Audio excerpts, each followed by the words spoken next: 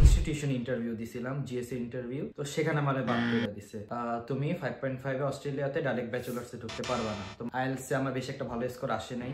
তুমি ইনস্টিটিউশনের প্রথম কোন ইনস্টিটিউশনে অ্যাপ্লাই করবে? তোমার এজেন্সিটা কোনটা ছিল? তোমার পিটিএ তে রেজাল্ট কত ছিল? আমি তো ভাবছি কি এত সুন্দর পরীক্ষা দিলাম, এবারও কি আমার হইব না? ব্যাংকে কত টাকার মতো ছিল? এখন $2000 আনলে আপনি এখানে সার্ভাইভ করতে পারবেন না। অস্ট্রেলিয়ার লাইফ কেমন বুঝতেছো এখন? আরে টেনশন নিও না, তোমার তো ভিসা হয়ে গেছে। ও মাই গড। আসসালামু আলাইকুম সবাইকে, কি অবস্থা সবাই, কেমন আছেন? সো আজকে আপনাদের মাঝে মোটামুটি আরেকটা সাকসেস স্টোরি আমরা নিয়ে আসছি। নর্মালি মাহির আমার সাথে মানে বাংলাদেশ থাকা অবস্থায় কথা হইতো, অনেকবার আমাকে নক করছে, ইভেন বলছে অস্ট্রেলিয়াতে আসা সাথে সাথে মোটামুটি আমার সাথে দেখা করতে চলে আসছে। তো আজকে মাহিরের সাথে আড্ডা দিব এবং মাহির স্টোরিটা আপনাদের মাঝে তুলে ধরবো ফার্স্ট টু লাস্ট, কিভাবে আসছে এখানে। তো ইদানিং বাংলাদেশে অনেক মানুষ আসতেছে, তো এটা আমাদের বাংলাদেশের জন্য অনেক বড় অ্যাচিভমেন্ট।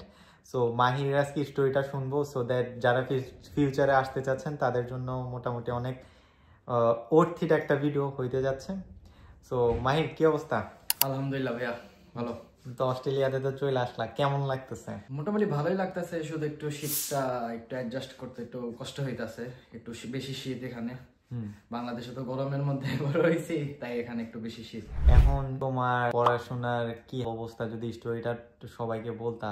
আমি ঢাকা থেকে ডক্টর মাহমুদুর রহমান মোল্লা কলেজে এইচএসসি পরীক্ষা দিয়েছি। আমার টোটাল গ্রেড হলো 9.83। আমার ব্যাকগ্রাউন্ড হলো সায়েন্সের। আর আমি এখানে অস্ট্রেলিয়াতে bachelors of cyber security La Trobe university Bundoora ক্যাম্পাসে আসছি। আমি জুলাই ইনটেক আসছি। আমার প্রসেসিংটা আরো 5 থেকে 7 মাস আগে মূলত শুরু হয়েছে।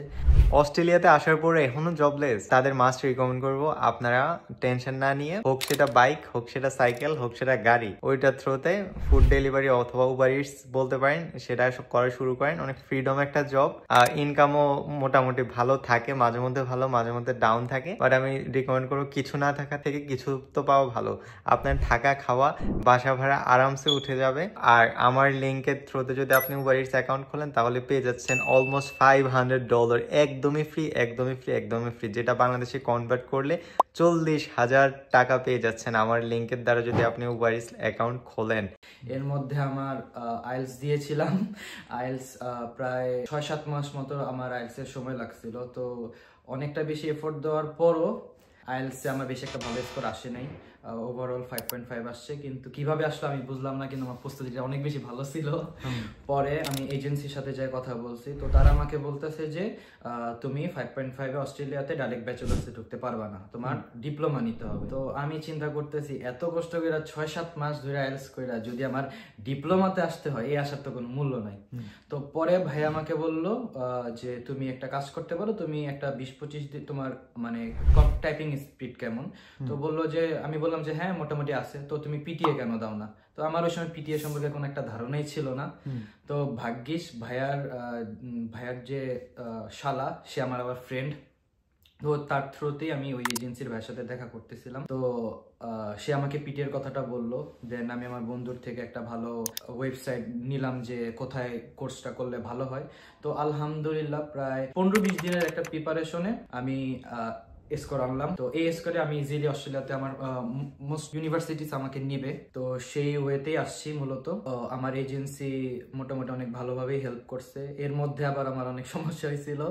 আমি একটা ইনস্টিটিউশন ইন্টারভিউ দিছিলাম, জিএসসি ইন্টারভিউ। তো সেখানে আমার বাদ করে দিছে। প্রথমে তারা বলছিল যে মানে তুমি একবারে অগ্রসর হয়েছো, শেষ পর্যায়ে তুমি আটকে গেছো। কেন আটকে গেছো? কারণ মেলবোর্নই কেন, তুমি এটা ভালো মতো বলতে পারো নাই আমাদের।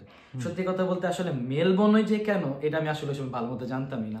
আমি তো জুবাইয়ের বাইরে দেখছি, জুবাই ভাই মেলবোর্নে, এই জন্য আমি কইছি যে আমি মেলবোর্নে আসবো।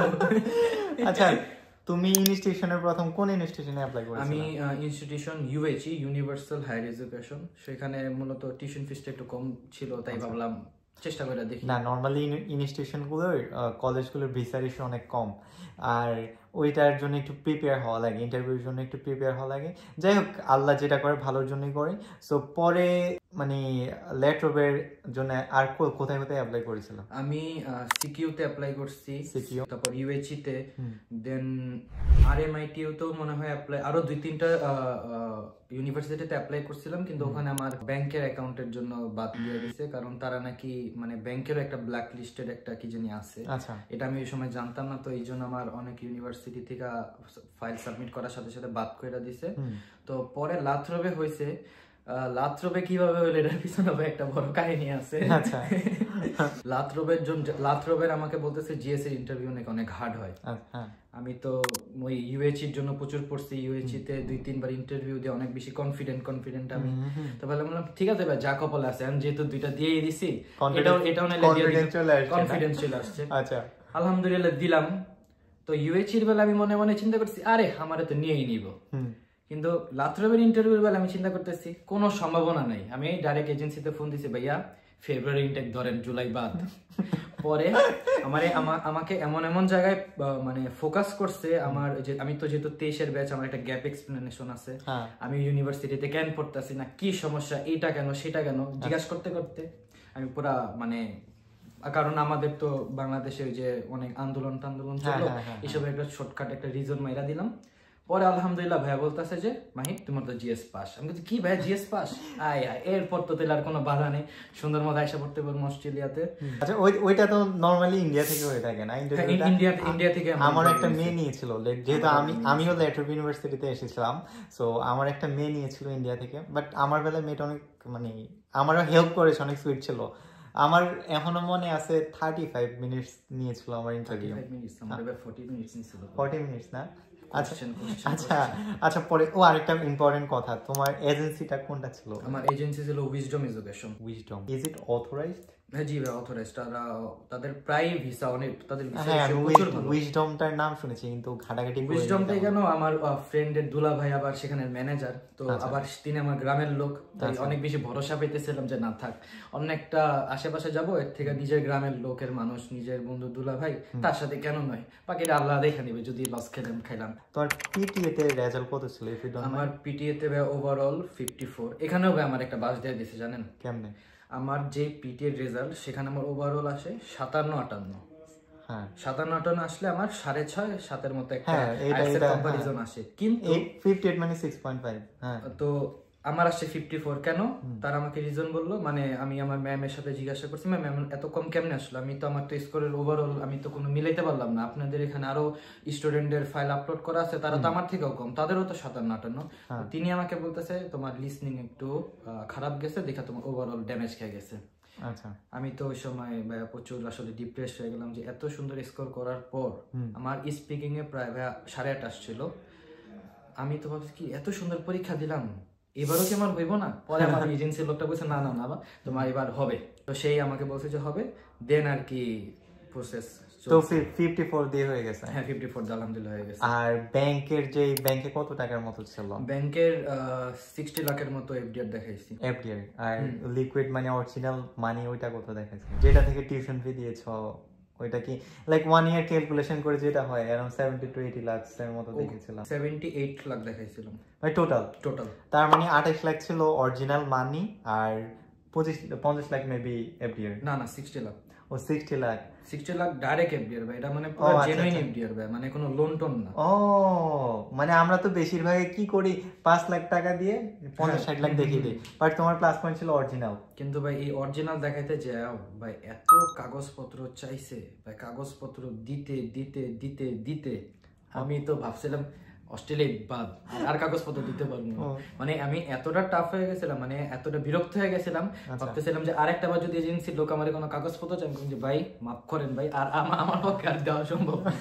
মানে ভাই সবকিছু কাগজ জেনুইন, এরপরও তারা বলতেছে এটার এটা দাও, এটার এটা দাও, এটার এটা দাও। অনেক হার্ড হয়ে গেছে, অনেক আমাদের সময় তো চাই এত ফেব্রুয়ারি থেকে আরো হার্ড হয়ে যাবে। আচ্ছা, তাহলে আমরা মোটামুটি জিএসটি কমপ্লিট হয়েছে, দেন ওইটার পরে কি মানে টিউশন ফি কোথা থেকে পে করছো? টিউশন ফিস হলো মিউচুয়াল ট্রাস্ট ব্যাংক থেকে দিয়েছি, তারাই সাজেস্ট করছিল যে এই ব্যাংকের মাধ্যমে দাও।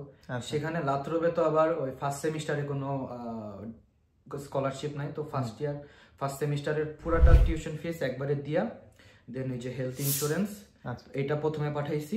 এটা পাঠানোর পর যখন তারা আমাকে সিওই দিছে, সিওই দেওয়ার পর হলো আমি ভিসা অ্যাপ্লিকেশনের জন্য, এবার তো ভিসা অ্যাপ্লিকেশন আমি $2000 দিয়ে আসছি। হ্যাঁ আমি যখন আসলাম তখন আমার ছিল 720 টাকার মতন, প্রায় কয়দিন আগেও 1600 ছিল। জুলাই ইনটেক থেকে জুলাইয়ের 5 তারিখ থেকে মেবি $2000 করে দিছে। ও মাই গড, দ্যাটস ইনসেইন।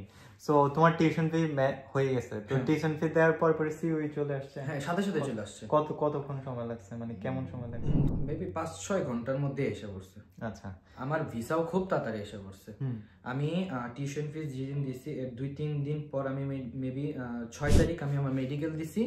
6 তারিখ মেডিকেল দেওয়ার পর 8 তারিখের সকালবেলা তারা আমাকে একটা মেসেজ করছে যে তোমার সম্পূর্ণভাবে তোমার সব ঠিক আছে, তোমার ফাইল আমরা অস্ট্রেলিয়ান গভর্নমেন্টের কাছে পাঠিয়ে দিছি। দেন 10 তারিখ ঠিক সকালবেলা আমাকে এজেন্সি দিয়ে ফোন দিছে। তো ভাইয়া প্রথমে একটু মজা করছিল, আমি তো পুরো হার্ট ফেল হয়ে গেছিলাম, বলতেছে তোমার ভিসা হয় নাই, তোমাকে রিফিউজ মেরা দিছে। আমি তো মানে আমি প্রচুর ডিপ্রেসড। আমি ভাইয়ার ভিডিও 7-8 মাস ধরে আমি রিসার্চ করতেছি কেমনে মেলবর্নে চলবো, কেমনে কি করবো। আমি আমার চোখের সামনে আমার পুরো স্বপ্ন ডুবতে দেখতেছি।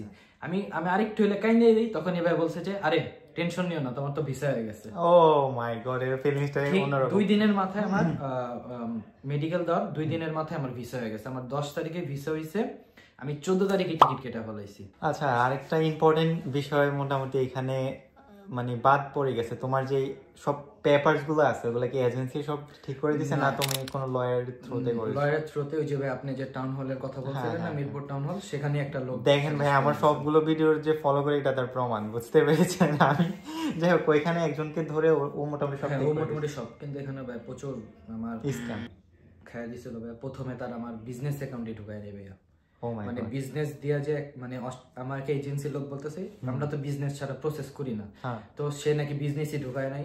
তো পরে বিজনেস আবার ঢুকাইতে হয়েছে, আবার ডকুমেন্টস, আবার ওই যে এবিডিবিট কত কি জানি সবগুলো আবার ট্রান্সলেশন, আবার সব ট্রান্সলেশন করতেছে, আবার সব নোটারি, আবার প্রায় 60-70 এর মতো এখানেই লেগে গেছে আমার। এই তো টাকার ব্যাপারে আসছি। তো এখানে তুমি যদি ফার্স্ট টু লাস্ট পাসপোর্ট হতে শুরু করে আইএলটিএস হতে শুরু করে আইএলটিএস মানে পেমেন্ট হতে শুরু করে ভিসা প্রসেসিং হতে শুরু করে A to Z তোমার কেমন খরচ হয়েছে? আমার আনুমানিক 25 মতো মনে আমার চলে গেছে। মানে এখানে মানে আসার সময় কত লাগছে? আসার সময় বলতে হবে মানে এখানে আসার সময় প্লেন ভাড়া কত লাগছে? প্লেন ভাড়াও তাহলে তো 26-27 চলে গেছে। আর আসতে কত নিয়ে আসছো? আসার সময় 5 নিয়ে আসছি, মানে $5,000। তো দ্যাট মিন্স 30 লাখের মতো গেছে। এই যে মানুষকে যখন আমি বলি বিশ্বাস করেন, আমি আমার আব্বাকেও মানে বলতেছে যে আব্বু বিশ্বাস করেন আমার ছোট বোনের জন্য যেহেতু ট্রাই করতেছে, আবার আর একটা কাজিন ও ট্রাই করতেছে, আমি বলতেছি যে ভাই আমি যখন আসলাম তখনকার অস্ট্রেলিয়ার খরচ আর এখনকার অস্ট্রেলিয়ার খরচ আকাশ পাতাল তফাৎ। এই দেখেন আসছে কয়দিন হবে অ্যারাউন্ড এখানে? 16-17 দিন নাকি না, মেবি 10-12 দিন হয়েছে। 10 দিন হয়েছে মাত্র অস্ট্রেলিয়াতে আসছে। তো অলমোস্ট কত মানে 30 লাখের কাছাকাছি চলে গেছে। হ্যাঁ, এখন এমন তো না ও 30 লাখ লাগছে, আপনাদের লাগবে 15 লাখ। আপনাদের হাইট গেলে আপনারা কষ্ট করে হলেও 2 লাখ এদিকে উপরে নিচে করতে পারবেন। লাত্রবে যে ফার্স্ট সেমিস্টারের অ্যামাউন্টটা ফুল দিতে হয়েছে, ওখানে যে আরো $5,000 একটা ডিফারেন্স। আর সব ইউনিভার্সিটি তো ফার্স্ট সেমিস্টার থেকেই হলো স্কলারশিপটা দেয়, তো ওই ক্ষেত্রে ওখান দিয়ে একটু কম পড়বে। আমার এই দিকটা বাড়ছে, ওই দিকটা আবার কমা যাবে। সো আমি মানে কিছুদিন আগে একজনের ভিডিও করেছি, ও আমাকে হিসাব দিয়েছে 25 লাখ। এখন মানে ওর ভিডিও করতেছে, ও আমার হিসাব দিলে first to last around Australia আসা পর্যন্ত সাথে আনছে $5,000। এখন আপনি যদি সাথে $2,000 আনেন, আপনার কত লাগবে? কত 27 থেকে 28 লাখ। এখন $2,000 আনলে আপনি এখানে সার্ভাইভ করতে পারবেন না, বিশ্বাস করেন। সরি, বর্তমানে সবচেয়ে সেফ জোন হইতেছে $5,000 মানে কম পক্ষে নিয়ে আসবেন, কারণ এখানে বর্তমানে সবকিছুর দাম বেশি। আর এসে জবের আশাটা কোনো অনেক বড় বোকামি, কিন্তু এদিক দিয়ে ও আবার লাকি। কিভাবে লাকি একটু যদি বলতাম? আমি লাকি কারণ আমি এখানে এসেই আমার বন্ধুর অনেক সাপোর্ট পাইছে। প্রথমত আমাকে আনা নেওয়া, বাসা ভাড়া থেকে শুরু করে কোন জায়গায় কম, কোন জায়গায় কোন জিনিসটা কম পাবো, সব টোটালি ও বুঝাই দিছে। তো এই ক্ষেত্রে আমার একদমই হ্যাসেল করতে হয় নাই। দেন যদি জবের ব্যাপারটায় আসি, আমার আত্মীয় আছে, তো তার গ্রোসারি শপ আছে, তো সেখানে আমি আসার পরপরই চলে গেছিলাম ট্রেনিং করতে। তো সেখানে মোটামুটি এখন আমার কনফার্ম আছে নেক্সট উইক থেকে ইনশাল্লাহ তারা আমাকে শিফট দিবে। তো এই শিফটের পাশাপাশি আমি উবার অ্যাকাউন্টও আলহামদুলিল্লাহ খুলে ফেলাইছি। পরশুদিন আমি সেখানের থেকে কিট আমার প্যাকেজও আইসা পড়ছে ভাইয়া। তো ইনশাআল্লাহ উবারও শুরু করে দিব। যাক আলহামদুলিল্লাহ, যেহেতু বাংলাদেশি লাইসেন্স আছে গাড়ি ড্রাইভিং করতে পারবা। হ্যাঁ গাড়িটা সো এটা ওর প্লাস পয়েন্ট। এখন কথা হইতেছে 24 আওয়ার্স কিন্তু লিমিট, ওইটা মাইনো না, মানে কি বলি মাইনো, আমি বলতেছি মাইনো না, ওইটা মাইনো, মানে 24 আওয়ার্স এবিএন টিএফএন তো খোলা হয়েছে না? হ্যাঁ সব খোলা। হ্যাঁ তাহলে তুমি টিএফএন এবিএন 24 আওয়ার্স কইরো। আর যদি অন্য কোনো ভালো অপরচুনিটি, এখন তো আছে অস্ট্রেলিয়াতে, ইনশাল্লাহ সময়ের সাথে সাথে সব বুঝে যাবা। আর মানে অস্ট্রেলিয়ার লাইফ কেমন বুঝতেছো এখন? অস্ট্রেলিয়ার লাইফ তো বিভিন্ন মানুষের বিভিন্ন রকম দেখতেছি। আমরা যেমন শীতে 3-4টা পরলেও কিছু আমাদের শীত কমতেছে না, কেউ কেউ দেখতেছি হালকা পাতলা কাপড় পরাতে নেমে যাচ্ছে, ইউজ টু, তারা হইতেছে এখন ইউজ টু, তো এই জন্য আর তেমন একটা প্রবলেম হয় না। আর যে সাবজেক্টে তুমি কি bachelors of cyber security, bachelor of cyber সিকিউরিটিতে চলে আসছে, এই সাবজেক্টে মানে পড়াশোনার ইচ্ছা আছে না চেঞ্জ করবো? না ভাই আমার ইচ্ছা আছে, আমার যেহেতু হালকা পাতলা মোটামুটি আমি এসেই সব ব্যাকআপ পাচ্ছি, তো আমার মনে হয় আমার এই সাবজেক্টটা কন্টিনিউ করে দেন, যেহেতু আমার ব্যাচেলার্স আছে, আমার কাছে অনেক সময় আছে, যদি আমি ব্যাচেলার্স কমপ্লিট করার পর ফিল্ড রিলেটেড জব খুঁজবো, যদি তখনও না হয় মাস্টার্সের জন্য অ্যাপ্লাই করবো, মাস্টার্সও যদি না হয় পিএইচডির জন্য অ্যাপ্লাই করবো। মানে আমি আপনাদের একটা কথা বলে, বুঝছেন, ওর সাথে আমি একটা ভিডিও করছি, আমি 1 বছর অথবা 1.5 বছর পর যদি আল্লাহ বাঁচিয়ে রাখে ওর সাথে আরেকটা ভিডিও করব। ওর ভিতরে আমি অনেক অনেক অনেক শত শত পোলাপানের সাথে আমি ভিডিও করি, বুঝছেন, ওর মেন্টালিটি আর ওর বাসার সাপোর্ট ওকে অনেক দূর নিয়ে যাবে, যেটা আমি খেয়াল করেছি। আপনারা দেখেন 1-1.5 বছর পরে ওর সিচুয়েশন অনেক ভালো পর্যায়ে চলে যাবে। হ্যাঁ, যেটা 4-5 বছর পোলাপানে মানে করতে পারে না। এখানে আসার মানে একটা মনোবল থাকতে হয়, বুঝছেন। আইসা যদি আপনি মানে মুরগির মতো খড়ের ভিতরে বৈশা থাকেন, হ্যাঁ, তাহলে কিন্তু হবে না। দেখেন ভাই, ও আসছে, আইসা আমারে খুঁজছে, আমার বাসায় চলে আসছে, আমার সাথে দেখা করতে চলে আসছে। আমি কিন্তু ওরে বলিও নাই যে ভাই আসেন আমার সাথে দেখা করেন। মানে এটা কেন আসছে যে ভাই জুবাইর ভাই একটু এক্সপিরিয়েন্স আসলে ওনার কাছ থেকে আমি কিছুটা হলেও মানে জানতে পারবো, বুঝতে পারবো, শিখতে পারবো, এবং আপনাদের কাছে মানে আজকে এগুলো জিনিসগুলো শেয়ার করতেছি। সো মানুষের একটা আগ্রহ বলে একটা কথা আছে না? হ্যাঁ, ইভেন ওর জায়গায় যদি আমি হইতাম, অনেস্টলি স্পিকিং আমিও যাইতাম না আরেকজনের বাসায় এইভাবে, জাস্ট ওর ভিতরে মানে আগ্রহ আছে দেখে চলে আসছে। সো এইসব মানুষের জন্য স্পেশালি অস্ট্রেলিয়া, এবং এইসব মানুষে এখানে এসে অনেক বেশি ভালো করে। সো আমি 1-1.5 বছর পরে ওর ওভারঅল এক্সপিরিয়েন্সগুলো আমি আপনাদের মাঝে তুলে ধরবো। আর এখন ওর জন্য সবাই দোয়া করবেন, শুভকামনা ওর জন্য, আমার জন্য দোয়া করবেন। আর দর্শকের উদ্দেশ্যে কিছু বলার আছে? অস্ট্রেলিয়ায় আসা বর্তমানে অর্থিত হবে? অস্ট্রেলিয়াতে আসতে বলবো, কারণ যেহেতু ভিসার ইস্যু 100 জনের মধ্যে 95% এখানে এখন ইনস্টিটিউশনে ভিসা দিতেছে, তাদের ভিসাটা দিতে একটু সময় লাগে, কিন্তু তারা ভিসা দিতেছে। তো আমি বলবো যে আসুন, অবশ্যই আসুন, কিন্তু যদি আপনার মন মানসিকতা থাকে যে আপনি নিজের মতো চলবেন, ভাই আইলেন না। এনে আপনার আসলে সবার সাথে মিলায় চলতে হবে, আপনার মুখে একটা হাসি আনতে হবে, 2-4টা মানুষের সাথে কথা বলতে হবে। আর যে জবের ক্ষেত্রে আপনার চেষ্টা করতে হবে, আমার মতো লাকি সবাই থাকবে না। তো আপনি যদি এসে কন্টিনিউস একটা জিনিসে ফোকাস করতে থাকেন, সিভি ড্রপ করতে থাকেন, অনলাইনে অ্যাপ্লাই করতে থাকেন, আপনি জব পাবেন। এখন যদি ফার্মের মুরগির মতো বাসায় বসে থাকেন আর আশা থাকেন, তাহলে হবে না। সো আজকে এটুকুই, দেখা হচ্ছে পরের কোনো ভিডিওতে। এখন ছোট ভাইয়ের সাথে একটু ঘুরতে যাব। আসসালামু আলাইকুম বন্ধুরা। তো কেমনে জানি জুবাইর ভাইয়ের সাথে আমি তার গাড়িতে উঠা বললাম। আমার কাছে জিনিসটা খুব বেশি অবিশ্বাস্য মনে হইতেছে। এই যে আমাদের জুবাইর ভাই আর এই যে আমি মাহির গাড়িতে একটা ট্যুরে বেরোইছি। আলহামদুলিল্লাহ।